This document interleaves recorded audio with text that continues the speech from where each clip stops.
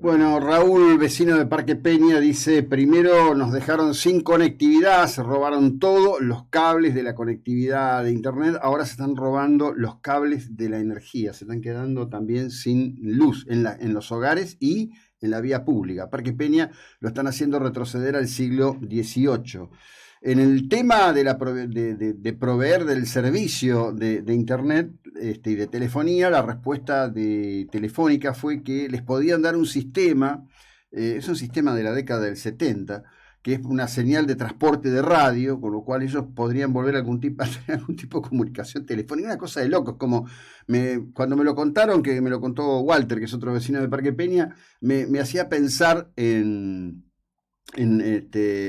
la serie Combate que yo veía de chico y venían justamente los soldados norteamericanos y se comunicaban con el primer walkie-talkie, que era un aparato así de grande, más o menos una tecnología de ese tipo le quiere proveer Telefónica a los vecinos de Parque Peña. Y me brota esta sonrisa, no porque me parezca algo agradable, me parece disparatado. Y no hay autoridad por encima, ni Secretaría de Comunicación, ni nadie que ponga un poco de orden y diga, miren señores, la verdad ustedes tienen la responsabilidad, en todo caso saben que tienen que hacer, entierren los cables. Ya que se los roban porque los ponen aéreos. Hagan un trabajo de infraestructura como corresponde, zanjeen como corresponde, como hacen en la zona céntrica, que en definitiva están todo el tiempo zanjeando, enterrando cables de fibra óptica en las zonas de más alta concentración de gente, y afortunadamente han entrado en competencia distintos servicios, como son el que te provee Claro, como el que provee la propia Telefónica a través de la firma Movistar. Nosotros tenemos el servicio acá, es extraordinario, realmente es un servicio extraordinario. Yo tengo el de la otra firma en casa y también funciona genial, chapó, todo eso, pero me parece que además hay un tema de corresponsabilidades en determinados sectores y alguien debería además tomar esta bandera, algún representante que tome esta bandera y vaya con esto adelante como corresponde, ¿no? Ciertamente. Bueno, en rigor a todo esto que pasa, y agradecemos a los vecinos que nos consideren un canal de comunicación para contar estas cuestiones que les están pasando, quiero insistir con algo. En la tarde de ayer, las redacciones en general se sorprenden con un largo comunicado que envía la Dirección de Investigaciones de Drogas Peligrosas de la provincia de Buenos Aires en la delegación Mar del Plata. ¿Qué es lo que cuentan? ¿Qué es lo que relatan? Bueno, dicen que venían haciendo tareas de seguimiento e investigación al respecto de una persona que funcionaba como proveedora dentro del Casino Central. Esto implica que le vendía a jugadores y también le vendía, por lo menos esto es lo que están diciendo, a personal de casinos. Como el tema del consumo de drogas es una línea recta, digamos, es transversal, ¿no? No hay sector social, no hay, digamos, qué sé yo, como dice aquel tango, Lingero Polizón, bueno, digamos, el consumo es transversal, abarca todos los sectores sociales, todas las actividades, etcétera, etcétera, etcétera. Bueno, dicen que hacen tareas de investigación, que identifican una camioneta grande, de alto porte. Bueno, muy bien, llega el momento del operativo. Y cuando llega el momento del operativo, detienen a un señor de nacionalidad paraguaya. Muy bien. Cuando chequean, el señor paraguayo está cumpliendo una condena en detención domiciliaria. Salvo que hubiera determinado ante el juzgado de ejecución de sentencias que el domicilio estaba arriba de la camioneta y que era un domicilio móvil, no se comprende mucho qué estaba haciendo arriba de la camioneta. Para más, en el propio comunicado, dice que insólitamente ni siquiera tenía colocada la pulsera. Es decir, o nunca le colocaron la pulsera, llama la atención, o le colocaron la pulsera y encontró el modo de sacársela y dejarla en la dirección, enviando, ¿no? De esto, además de lo que uno puede saber, hemos visto algunas películas de historias, particularmente películas norteamericanas, donde el tipo con la pulsera juega al límite, después encuentra cómo sacarse la pulsera y la deja puesta en el domicilio y sale por la ventana de atrás y va, qué sé yo. Digo, pero esa es la ficción que a lo mejor refleja hechos reales. Estamos en el mundo real contando algo que parece una ficción, ¿no?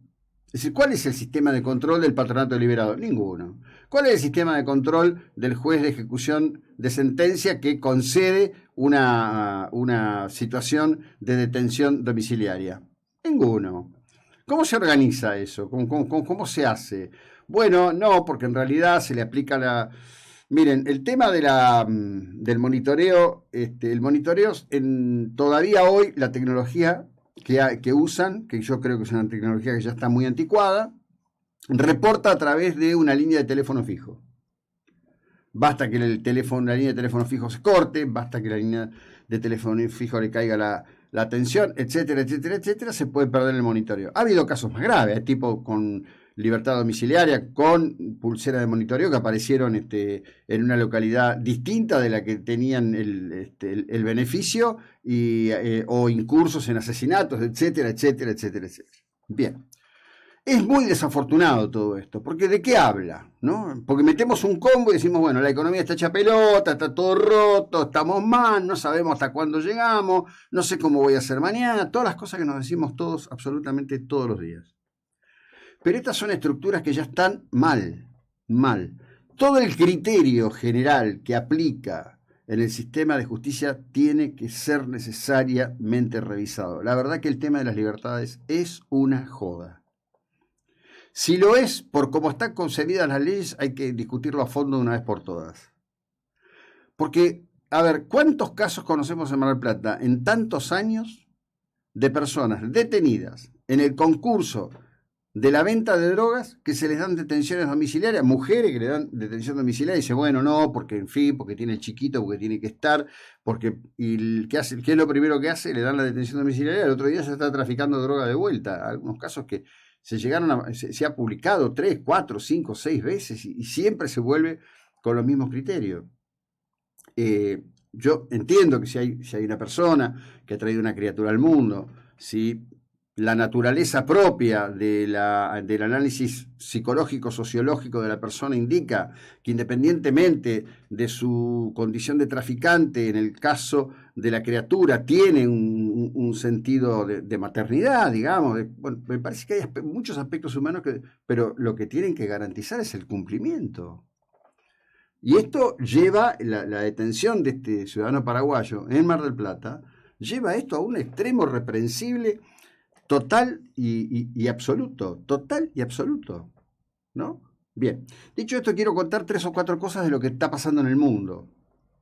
Primer tema, desafortunadamente, hoy, como todos los días, Rusia sigue castigando al pueblo ucraniano, sigue castigando a las ciudades. Ayer se dedicaron a destruir estructuras universitarias. En rigor, lo que están haciendo es, por otra vía, aplicando el mismo criterio que aplicaron Beria y Stalin en la matanza de Katyn en Polonia en la década del 30. Es decir, están tratando de destruir la inteligencia ucraniana. Están destruyendo las escuelas, están destruyendo las universidades, están destruyendo los centros culturales, están destruyendo los museos, amén de los ataques directos a los conglomerados habitacionales, asesinando inocentes a diario, es decir, algo que es atroz. Por otro lado, está el tema de los analistas. Ayer yo comentaba lo de Milton Friedman, que dice, bueno, acá hay un problema muy serio, vamos a ver hasta dónde aguanta la unidad de la OTAN cuando se comiencen a agudizar los problemas económicos que está provocando esta guerra.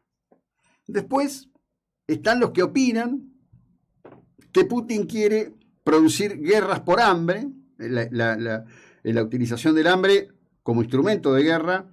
Viene también desde el origen de los tiempos, cuando se hacían los grandes asedios a las ciudades amuralladas y se buscaba que se rindieran por hambre y por falta de agua, o que se produjera una situación de hacinamiento tal que provocara pestes, etcétera, etcétera, etcétera. Esto parecería que de algún modo comienza a despejarse si efectivamente avanzan las reuniones en Ankara, capital de Turquía, promovidas por el gobierno turco entre Ucrania y Rusia para facilitar la salida del grano ucraniano rumbo a distintos puertos del mundo, y con un gran interrogante de cuál será el nivel o no de la producción granaria de Ucrania en este contexto de guerra para el próximo año. Pero además está el tema del clima, está la ola de calor.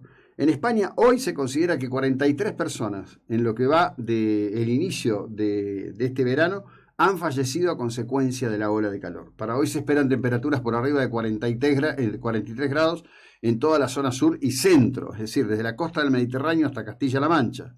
Y esto también está golpeando en Francia, está golpeando en Portugal y está golpeando en Grecia. 4 naciones que están hoy muy atosigadas por incendios monstruosos que están ocurriendo allí en esos países. En medio de todo esto está el debate de cómo enfrentar el invierno. Y eso que no lo tienen al Alzogaray. Ya se están preguntando cómo vamos a enfrentar el invierno. Es todo un interrogante.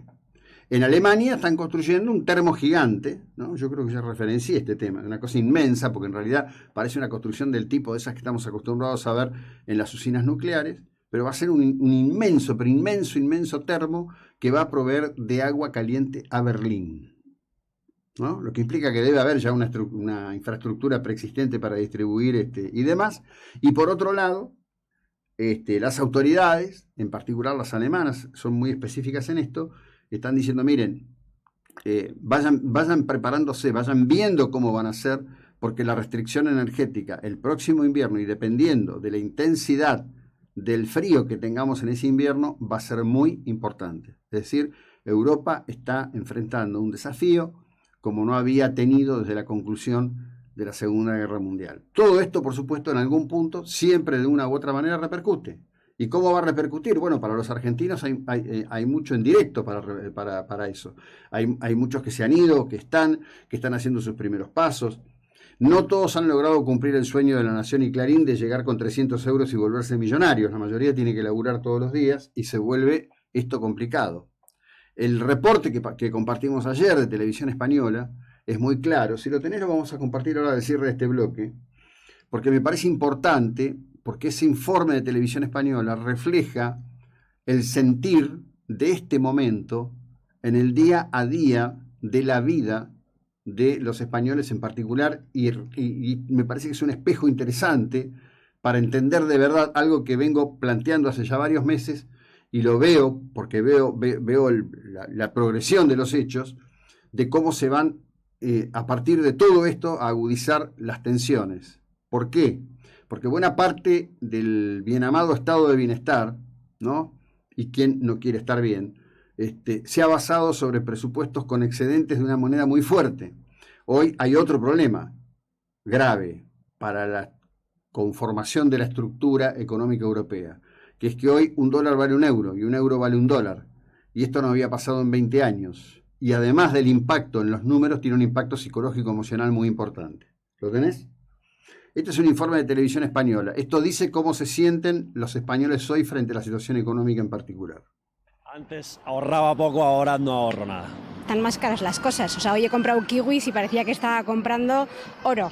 Tras la pandemia ha aparecido la inflación, uno de los motivos por los que las familias españolas han dejado de ahorrar. Por primera vez en más de 2 años, la renta familiar disponible ha vuelto a estar en negativo y muy lejos del máximo alcanzado en pleno confinamiento. Empezamos la pandemia con un ahorro forzoso para mucha gente, se produjo también un efecto de ahorro de previsión, o sea, la gente cuando se asusta, cuando ves que las cosas se ponen feas, pues también se tiende a ahorrar un poco más y a posponer a veces las grandes compras, como los coches. Además, una vez superado lo más duro de la pandemia, las familias han recuperado sus hábitos de golpe. Todas esas actividades de ocio, todas las cosas que podíamos hacer, pues se han abierto. Podemos viajar, podemos hacer muchas cosas que antes no podíamos. Eso hace que se reduzca muchísimo la tasa de ahorro. Y si analizamos con atención las últimas estadísticas, creo que viene peor la cosa, no sé. Se intuye que la tendencia del ahorro familiar seguirá en retroceso, al menos en el corto plazo. A reducirse el ahorro, cada vez a los españoles nos va a costar más ahorrar. Los expertos aconsejan preahorrar, es decir, automatizar una transferencia hacia una cuenta distinta a la que manejamos habitualmente. Hay que hacerlo el mismo día en que recibimos nuestra paga y ser pacientes. La inflación empezará a suavizarse con la subida de tipos.